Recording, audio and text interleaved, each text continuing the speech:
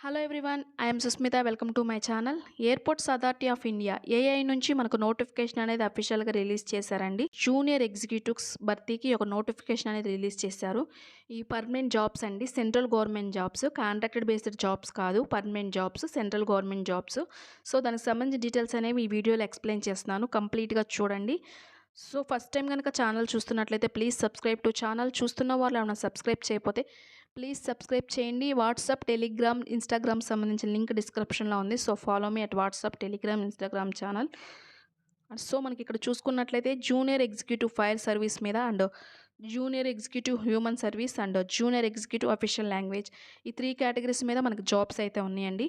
Junior executive fire సర్వీస్కి వచ్చేసరికి 13 పోస్టులు, జూనియర్ ఎగ్జిక్యూటివ్ హ్యూమన్ రిసోర్స్కి వచ్చేసరికి 66 పోస్టులు, జూనియర్ ఎగ్జిక్యూటివ్ అఫీషియల్ లాంగ్వేజ్కి వచ్చేసరికి 4 పోస్టులు అయితే ఉన్నాయండి. ఆల్ కేటగిరీస్ వాళ్ళు అప్లై చేయడానికి వీలుగా ఈ యొక్క నోటిఫికేషన్ అనేది ఉంది. సో ఇది అప్లై చేయడానికి ఆన్లైన్ విధానంలో అప్లై చేయాల్సి ఉంటుంది. సో అప్లికేషన్ స్టార్టింగ్ డేట్ వచ్చేసరికి 17th ఫిబ్రవరి నుంచి స్టార్ట్ అయింది. క్లోజింగ్ డేట్ వచ్చేసరికి 18th మార్చ్ వరకు ఉందండి. సో నేను ఒక నోటిఫికేషన్ గురించి మీకు మరలా గుర్తు చేస్తున్నాను. ఆర్ఆర్బీ గ్రూప్ డీకి సంబంధించి మనకి లాస్ట్ డేట్ 22 ఫిబ్రవరి. సో అప్లై చేయాల్సిన వాళ్ళు అప్లై చేయండి. 22 ఫిబ్రవరితో క్లోజ్ అవుతుంది. సో మన ఛానల్లో అప్లికేషన్ యొక్క ప్రాసెస్ అండ్ జాబ్ ప్రిఫరెన్స్ సంబంధించి వీడియోలు అయితే ఉన్నాయి. అవి డిస్క్రిప్షన్లో ఉంచుతాను, లింక్ చూడని వాళ్ళు ఎవరైనా చూడండి, అప్లై చేయండి.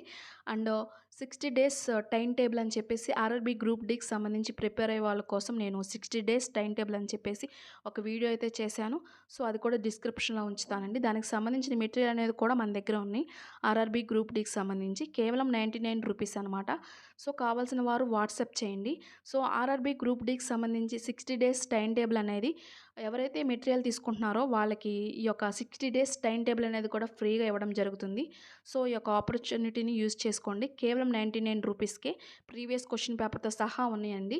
సో ఈ ఆపర్చునిటీని యూజ్ చేసుకోండి. So airport of authority of ఇండియాకి సంబంధించి మనకి ఏజ్ లిమిట్ చూసుకున్నట్లయితే 27 ఇయర్స్ అనమాట.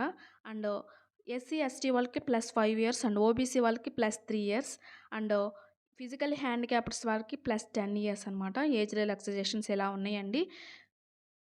సో శాలరీ చూసుకున్నట్లయితే మనకి బేసిక్ పేనే 40,000 వరకు ఉంది. అండ్ సెంట్రల్ గవర్నమెంట్ అలవెన్స్తో చూసుకున్నట్లయితే మనకి 1,00,000 పైనే మనకి శాలరీ అనేది పర్ మంత్లీ ఉంటుంది. అండ్ సంవత్సరానికి వచ్చేసరికి 13 లక్షల వరకు ఉంటుందండి. సో ఇక్కడ పర్టికులర్గా కూడా మెన్షన్ చేశారు 13 lakhs పర్ యానం. అంటే మనకి సెంట్రల్ గవర్నమెంట్ సంబంధించిన dearness allowance and HRA and house rent allowance అన్నీ కలుపుకొని మనకి 1,00,000 ప్లస్ శాలరీ ఉంటుంది. సో ఈ యొక్క ఆపర్చునిటీని యూజ్ చేసుకోండి. ఎయిర్పోర్ట్‌లో జాబ్ చేయాలని చెప్పేసి ఉన్నారో వాళ్ళకి చాలా గుడ్ ఆపర్చునిటీ. అండ్ త్వరగా సెటిల్ అవ్వాలి, లైఫ్ సెటిల్ అవ్వాలని చెప్పేసి అనుకున్న వాళ్ళకి కూడా ఈ యొక్క శాలరీని బట్టి గుడ్ ఆపర్చునిటీ అని చెప్పుకోవచ్చు. సో కాంపిటేటివ్ ఎగ్జామ్స్‌కి ప్రిపేర్ అవుతున్న వాళ్ళు కూడా ఈ యొక్క గుడ్ ఆపర్చునిటీని యూజ్ చేసుకోండి. శాలరీ ప్యాకేజ్ కూడా చాలా మంచిగా ఉంది.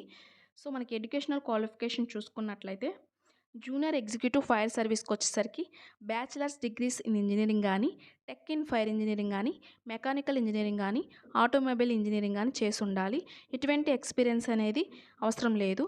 జూనియర్ ఎగ్జిక్యూటివ్ హ్యూమన్ రిసోర్స్కి వచ్చేసరికి ఎంబీఏ చేసి ఉండాలి. లేదంటే 2 ఇయర్స్ స్పెషలైజేషన్ అనేది HRM, HRD, PM and IR and labour welfare, దీనికి సంబంధించి 2 ఇయర్స్ స్పెషలైజేషన్ అనేది ఉండాలి. దీనికి ఎటువంటి ఎక్స్పీరియన్స్ అనేది అవసరం లేదు. జూనియర్ ఎగ్జిక్యూటివ్ అఫీషియల్ లాంగ్వేజ్కి వచ్చేసరికి హిందీ అండ్ ఇంగ్లీష్ సంబంధించిన పోస్ట్ గ్రాడ్యుయేషన్ చేసి ఉండాలి. అండ్ 2 ఇయర్స్ ఎక్స్పీరియన్స్ అనేది దీనికి హిందీ అండ్ ఇంగ్లీష్ సంబంధించిన ట్రాన్స్లేటింగ్ సంబంధించి ఎక్స్పీరియన్స్ అనేది ఉండాలి. సో సెలక్షన్ ప్రాసెస్కి వచ్చేసరికి మనకి computer based test and certificate verification అనేది ఉంటుందండి. జూనియర్ ఎగ్జిక్యూటివ్ ఫైర్ సర్వీస్కి మాత్రం కంప్యూటర్ బేస్డ్ టెస్ట్తో పాటు ఫిజికల్ ఎఫిషియన్సీ టెస్ట్ అనేది కూడా కండక్ట్ చేస్తున్నారు. మిగిలిన 2 కేటగిరీస్కి మాత్రం computer based test and certificate verification ద్వారా జాబ్ అనేది ఇస్తారు. ఫైర్ సర్వీస్కి మాత్రం computer based test plus physical efficiency test అనేది ఉంటుంది. ఫిజికల్ ఎఫిషియన్సీ టెస్ట్లో వచ్చేసరికి driving test and some physical endurance test and pole climbing, rope climbing and దీనికి లిఫ్టింగ్ అనమాట. బరువుని ఎత్తుకుని అంటే ఇసుక బ్యాగ్ అలాంటి దాన్ని ఎత్తుకుని రన్నింగ్ చేయడం అలాంటివి అనేవి ఫైర్ సర్వీస్కి సంబంధించి టెస్ట్ అనేది ఉంటుంది. మేల్, ఫీమేల్ ఎవరైనా అప్లై చేసుకోవచ్చు. ఇది సెంట్రల్ గవర్నమెంట్ జాబు. సో మన ఆంధ్రప్రదేశ్, తెలంగాణలో కూడా వాళ్ళకి సంబంధించిన బ్రాంచెస్ అనేవి ఉంటాయి. సో మనకి ఒకవేళ జాబ్ వస్తే మన స్టేట్లో కానీ పక్క స్టేట్‌లో గాని రావచ్చు. సో, మనకి ట్రాన్స్‌ఫర్స్ పెట్టుకోవచ్చు. సెంట్రల్ గవర్నమెంట్ జాబ్ కాబట్టి ట్రాన్స్‌ఫర్స్ పెట్టుకొని మన స్టేట్‌లో కూడా మనం ఉండే అవకాశం అనేది ఉంటుంది. సో, ఆపర్చునిటీని యూజ్ చేసుకోండి.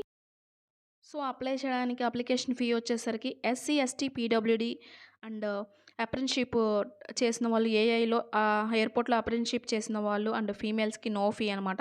అదర్స్‌కి ₹1000 పే అనేది చేయాలి. So, subscribe to my channel and నా వాట్సాప్ నా వాట్సాప్, టెలిగ్రామ్, ఇన్‌స్టాగ్రామ్‌కి సంబంధించిన లింక్ డిస్క్రిప్షన్‌లో ఉందండి. సో, ఫాలో చేయండి. అండ్ మెటీరియల్ కోసం కావాల్సిన వారు వాట్సాప్ చేయండి. Thank you so much.